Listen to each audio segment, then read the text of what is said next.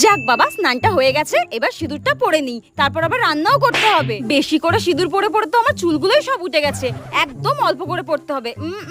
ব্যাস, এর থেকে বেশি একদম পরা যাবে না, খুবই চুলকায়। ইস, সিঁদুর পরে সামনে পুরো টাক পড়ে গেছে আমার, যা পড়েছি আর পড়তে পারছি না। যাক, ঘুরতে যাওয়ার জন্য একদম রেডি হয়ে গেছে, এবার সিঁদুরটা পরে নিই, তারপর বেরিয়ে যাব। কিন্তু এই ড্রেসের সঙ্গে তো একদম বেশি করে সিঁদুর পরা যাবে না, একদম অল্প করে ছুঁয়ে দিই। হ্যাঁ, এইখানটায় সিঁদুর পরলে আমার লুকটাও খারাপ হবে না, আবার সিঁদুরও পরা হবে। জাস্ট চুলটা সেট করে নিই। এই ওয়েস্টার্ন ড্রেসটার সঙ্গে সিঁদুরটা ঠিক ভালো লাগতো না, ব্যাগটা নেই আর বেরিয়ে যাই। আজকে তো বিজয় দশমী, আজকে আমি মোটা করে সিঁদুর পরবো। সারা বছরে তো এই একটা দিনই আমি মোটা করে সিঁদুর পরি, যাতে আমাকে দেখে পাড়ার সব কাকিমারা বলে এই বাড়ির বউটা খুবই লক্ষ্মী। আজকে বেশ সিঁদুরটা মোটা করে আর চওড়া করে পড়তে হবে, আর একটু টেনে দিই যাতে মাথাটা পুরো ভরা লাগে।